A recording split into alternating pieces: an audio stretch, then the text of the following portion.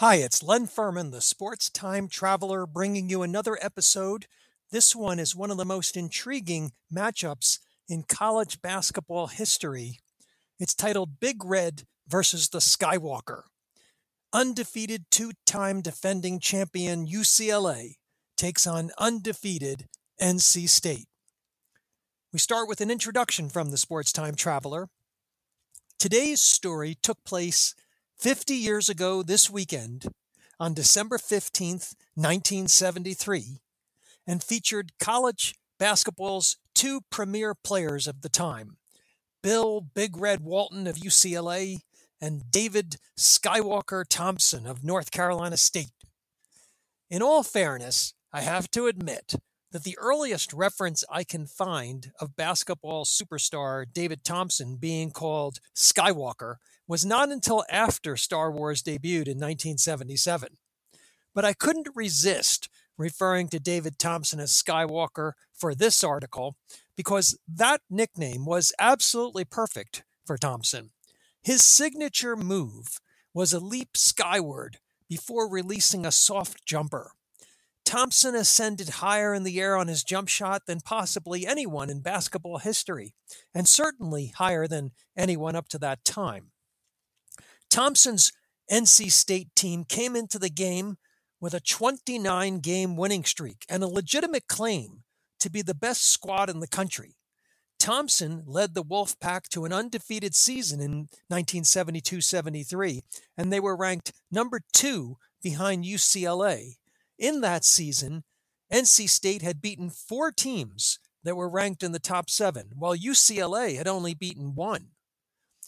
UCLA, of course, was the beast of basketball in the late 1960s and early 1970s. At the time of the game in December 1973, UCLA had won 7 consecutive NCAA basketball titles, and they were on a record 78-game winning streak. Even though both teams went undefeated in the 1972-73 season, they never met. That's because NC State was stripped of the opportunity to play in the NCAA tournament in 1973 due to recruiting violations. The two teams ideally would have met in the title game, which would have been one for the ages. Even 50 years later in 2023, 2 undefeated college basketball teams have never met in the NCAA final. Instead, the 1973 title game, which was played in St. Louis on March 16, 1973, between UCLA and Memphis State, a team that was 24-5, was a laugher, with UCLA winning 87-66. In that 1973 NCAA championship game, Bill Walton had perhaps the greatest performance in college basketball history, scoring 44 points on 21 of 22 shooting. The only miss was on a lob pass for an alley-oop attempt. That game was previously covered in the Sports Time Traveler. And if you look at the written version of this article, I have a link to that article I wrote 9 months ago when it was 50 years since the game had been played. That article was titled, "The Mountain Man Meets Memphis State." Coming back to December 1973, since the clear 2 best schools in the nation could not meet in the 1973 NCAA tournament, they got together and agreed to play a regular season game together at the beginning of the 1973-74 season. And they further agreed the location should be the very same court in St. Louis where the NCAA championship game had been played. From a fan perspective, it can't get any better than that. Naturally, this intriguing matchup was one that the Sports Time Traveler had to go back in time precisely 50 years to experience. Below is my story of the game, the one that should have been the 1973 NCAA title game, but instead took place 9 months later on December 15th, 1973. And now the article begins. UCLA versus NC State, St. Louis, December 16th, 1973. I'm here in St. Louis virtually, where yesterday the 2 greatest teams in college basketball squared off in a battle of the undefeated. UCLA, led by Bill Walton and Jamal Silk Wilkes, came into the game with a 78-game winning streak. NC State, led by David Thompson and 7'4" Tom Burleson, are riding a 29-game winning streak. It's the championship game matchup that almost certainly would have been played 9 months ago right here in St. Louis if NC State hadn't been ruled ineligible to play in the 1973 NCAA tournament. Yesterday's game was broadcast nationally on ABC at 4 o'clock Central Time. The announcers were Keith Jackson and Hall of Fame basketball player Bill Russell. The big story early in the contest was that Bill Walton picked up 4 fouls in the first 9 minutes of the game. As a result, he had to sit out the last 11 minutes of the first half. Backup center 7'2" sophomore Ralph Drollinger was called in for significant playing time. "I was nervous, but I was not afraid," Drollinger told Dwight Chapin of the Los Angeles Times after the game. Yet he missed his first 5 shots, and UCLA's 15-10 lead evaporated without Walton in the game. NC State was ahead by 1 point at halftime, 33-32. Now you can watch the second half of the game in a video that's on YouTube, and in the written version of this article, I've pasted the link to that video. Now I'm going to describe the game as I experienced it watching that video. At 2:03 on the videotape, watch as the smallest man on the court, 5'7" point guard Monte Towe of NC State, sprints with the ball the full length of the court, past every Bruins player on the way to a driving layup over backup center Ralph Drollinger to keep NC State in front. Drollinger started at center in the second half in place of the foul-plagued Bill Walton. Fortunately, he got substantial help from forward Jamal Wilkes. Watch at the 12:05 mark on the tape as Wilkes hits one of his patented jump shots along the baseline. He brings the ball up behind his head as he shoots over 7'4" Tom Burleson. Wilkes now has 17 points, and UCLA has moved back into the lead at 48-44.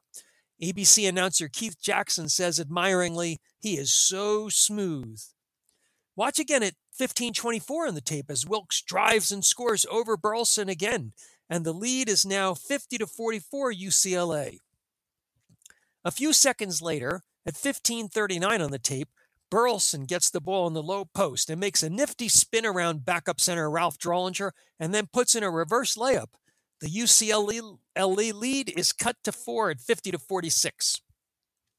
At the 21:52 mark, watch as little Monte Towe does it again. He drives from deep in the backcourt past 4 UCLA players for a layup to cut the lead down to 2 points. It's 54-52, UCLA in front. Shortly after that play, with just under 10 minutes to go in the game, UCLA coach John Wooden finally inserts Bill Walton back into the game. At the 22:55 minute mark on the tape, on the first offensive set with Walton back on the court, Big Red gets the ball on the low post and maneuvers past Burleson for a layup. It's now 56-54 UCLA. At the 24:50 mark, ABC puts up a graphic on the screen that is just mind-boggling. It displays the remarkable 132-game personal winning streak of Bill Walton. Bill Walton's career winning streak includes the last 49 games in high school, a 20-0 season on the UCLA freshman team, a 30-0 season and winning the national championship in his sophomore season, another 30-0 season and winning another national championship in his junior season, and a 3-0 start to his senior year. A 132-game winning streak. And Bill Walton's winning streak is now on the line in this close battle. Next, watch at the 25:30 mark on the tape as Walton is defending against Burleson in the post. Burleson misses. Walton grabs the rebound, and at the other end of the floor, Wilkes makes another one of his patented jumpers. And UCLA finally has some breathing room with a 7-point lead at 61-54. 30 seconds later on the tape, Walton clears the defensive boards again, and as soon as he touches the ball on offense, he hands off to Wilkes for another basket. The Bruins have now scored 9 straight, and it's 63-54. At 28:36 on the tape, Walton grabs an offensive rebound and puts the ball in the hole for UCLA's largest lead at 67-56. And at 34 minutes on the tape, Wilkes makes 2 free throws, and UCLA's lead has grown to 17 at 73-56. The score has been 19-4 since Walton entered the game. In the time that Walton has been on the court in this game so far, including his first 9 minutes in the first half, it's been 34-14 UCLA. At 34:30 on the tape, we finally get to see a glimpse of David Thompson's greatness. Watch as he floats into the lane and then skies for a jumper. But NC State is still down 15. The Battle of the Giants. At 35:05 on the tape begins an incredible sequence. Bill Walton blocks the 7'4" Tom Burleson. Just 25 seconds later, Walton stuffs Burleson again. Burleson gets the ball back and goes up against Walton a third time and gets called for traveling. Keith Jackson is heard saying about Burleson, he's frustrated. And then Bill Russell, who was also calling the game on ABC, says, I'd say he's a little upset. There are now less than 4 minutes to play in the game, and UCLA leads 75-58. At the 37:50 mark, Burleson finally gets in a shot over Walton, and the UCLA lead is cut to 75-62, but there are just over 2 minutes left to play. At 41:47 on the tape, Burleson tries to shoot over Walton again, and once more, Bill Walton blocks his shot.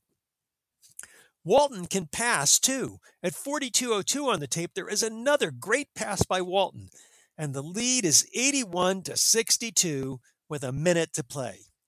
UCLA finishes the game ahead by 18 with a final score of 84-66.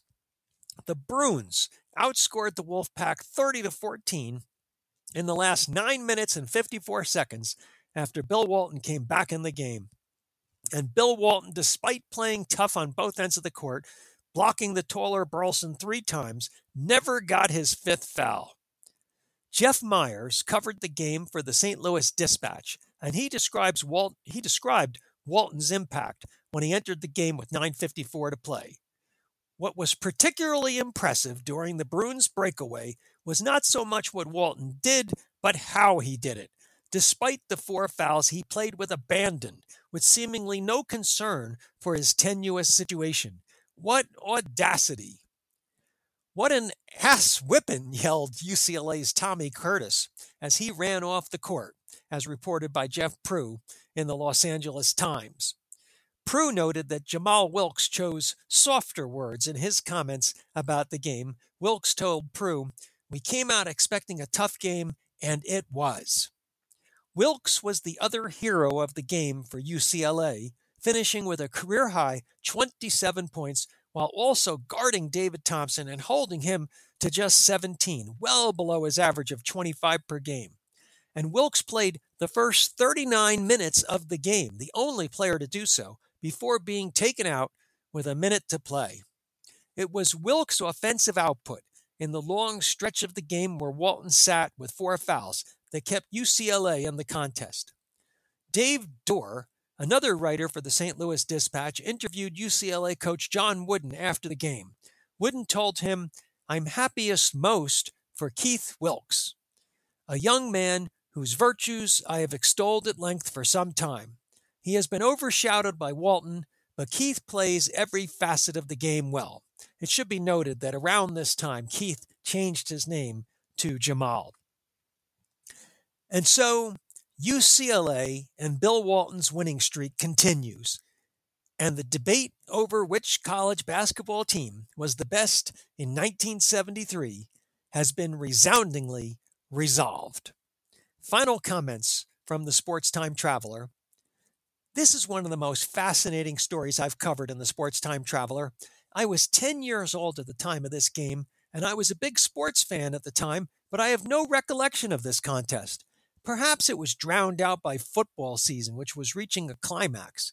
Maybe I just hadn't started paying attention to basketball season because it was just too early in the season. Possibly the 5 p.m. dinner time start of the game on the East Coast made it such that I was busy and couldn't pay attention. Whatever the case, I never knew about this game. So a few months ago, when I was traveling around in the spring of 1973, I was almost giddy when I found out that UCLA and NC State had agreed to play a game in St. Louis on December 15, 1973. In the spirit of the sports time traveler, I told everyone that I was going to wait until December 15th to watch the tape of the game when we reached precisely 50 years ago. It was worth the wait. I hope you enjoyed it as much as I did. That's all for now. Thanks for listening.